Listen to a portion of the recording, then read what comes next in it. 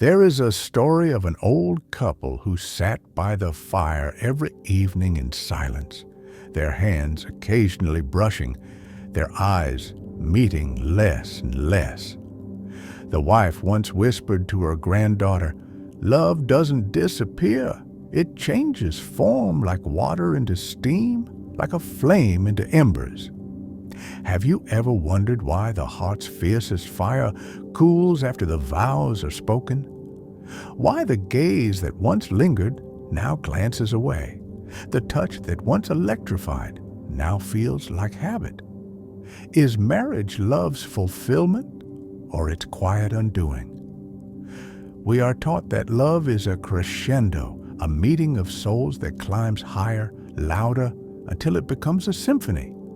But what if the truth is stranger? What if love after marriage is not a crescendo, but a distillation? A boiling away of the frenzy, the infatuation, the dizzying hunger, leaving behind something denser, quieter, harder to name. The world calls this fading, but what if it's not decay, but revelation? Consider the science. Dopamine, the drug of new love, fades within months. Oxytocin, the glue of attachment, thickens over years. Biologically, we are not built to burn forever at the same intensity. But here is the paradox. The same force that dulls the spark also forges the bond. The butterflies die, but the roots grow deeper, unseen. So why does it feel like loss? Because we mistake the absence of fireworks for the absence of love. We confuse the quiet with the dead. Imagine a sculptor who falls in love with the block of marble. At first, it's the idea of what it could be that enthralls him, the potential, the mystery. But as the chisel strikes, the form emerges, and the fantasy collides with the reality. This is the moment when love either fractures or evolves. The thrill of not knowing is replaced by the weight of knowing too well. The quirks that were once charming become irritations. The body that was a temple becomes familiar terrain. But here is the secret the Stoics knew. Familiarity is not the enemy of love. It is the mirror. Marriage does not kill love. It reveals which love was built on sand and which on stone. The French have a saying, "Love is not gazing at each other, but looking outward in the same direction." Yet, so many of us keep staring at the reflection, waiting for it to dazzle us as it once did.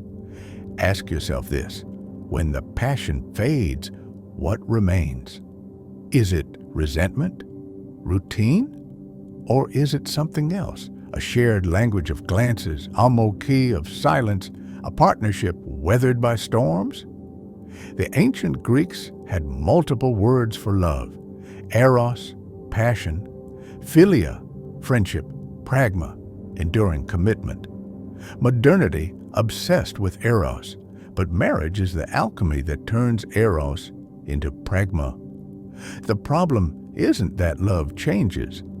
It's that we refuse to change with it. Think of a tree in winter, bare branches, no blossoms, no fruit. To the impatient eye, it appears dead.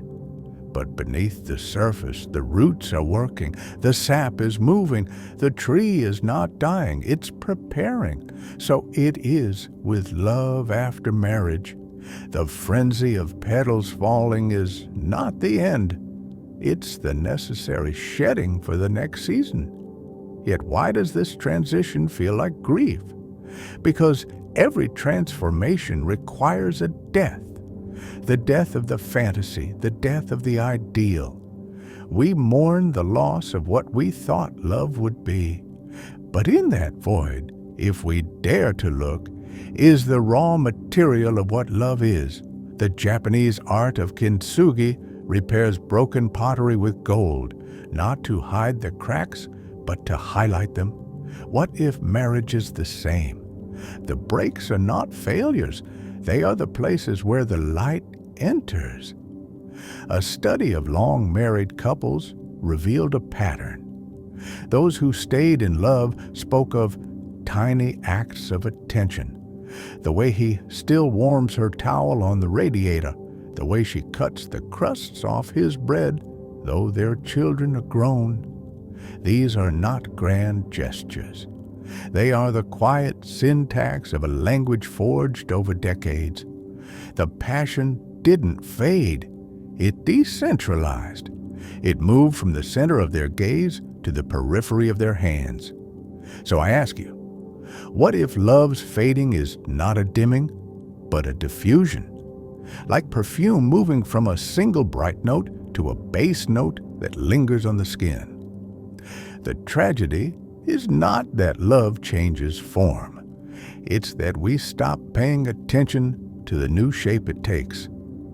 There is a scene in The Notebook where the elderly husband, lost in dementia, asks his wife, "How do we know it's us?" She replies, "Because the sun shines our same light." This is the mystery of lasting love. It's not about recognizing the other. It's about recognizing yourself in the other, even when the mirror clouds. But here is the challenge. Will you mistake the calm for the cold? The steady for the stale? The Buddhists say attachment is the root of suffering, but what if the deeper suffering is our attachment to attachment itself?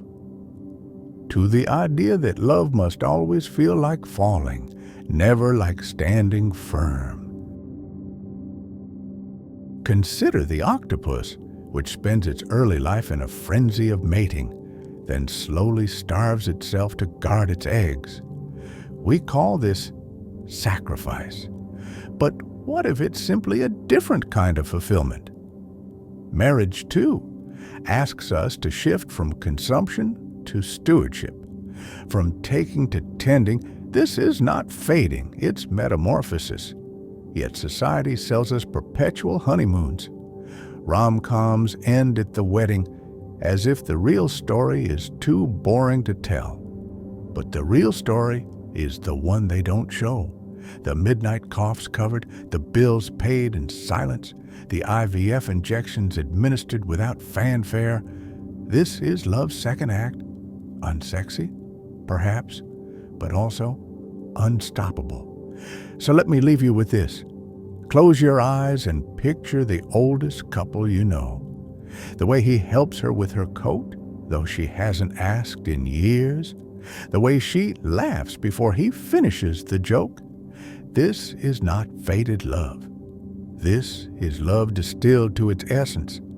A drop of perfume so potent it outlasts the bottle. And if you're still here, still listening, then you sense it too. That this is not an ending, but a threshold. A door we've only just begun to open. So stay with me, like and subscribe, because the conversation is just beginning. There are deeper layers to uncover. The psychology of resentment, the alchemy of forgiveness, the silent arithmetic of compromise. But for now, sit with this question. What if the love you're mourning isn't gone? It's just becoming something you don't yet have the eyes to see. There is a story about an ancient tribe that believed love was not a single flame, but a series of fires. When one fire burned low, they did not panic. They simply moved to the next, built from different wood, burning with a different light. Modern marriage expects one fire to last a lifetime. But what if we've been tending the wrong kind of flame? Think of the human heart as a house with many rooms. The early days of love are spent in the foyer, all glittering chandeliers and champagne flutes. But time forces us deeper into the house. The kitchen with its stains and broken tiles. The attic heavy with unspoken regrets. We call this falling out of love, when really we've just wandered into truer, darker chambers. Freud once wrote that we marry our unfinished business. the parts of ourselves we cannot face alone. So when the honeymoon ends, we're not facing our partner. We're facing the shadow they reveal in us. The German poet Rilke warned lovers to protect each other's solitude. But what happens when that solitude becomes a mirror showing wounds we'd rather not see? A study of divorced couples revealed a haunting pattern. Most splits occurred not during fights or financial stress, but in moments of eerie calm. The Sunday paper read in silence. The dishwasher loaded without comment. It was never the storms that broke them. It was the stillness where nothing grew. This is the paradox. Love doesn't fade from neglect. It fades from the terror of what grows in the quiet. Ask yourself this: when was the last time you truly saw your partner? Not as a character in your shared story, but as a stranger on a park bench might see them. The weariness around their eyes, the way their hands move when they're uncertain. The French existentialists called this the gaze, the moment when we realize we're forever separate, even in intimacy. Marriage either shatters under that gaze or is reborn through it. Consider the jellyfish, biologically immortal. It doesn't age, it transdifferentiates. When damaged, its cells transform into whatever the organism needs. Could this be the secret? That love after marriage must not cling to its original form, but become whatever the relationship requires. A lover becoming a nurse during illness, a partner becoming a student of the other's grief. Yet here lies the rub. Transformation feels like loss.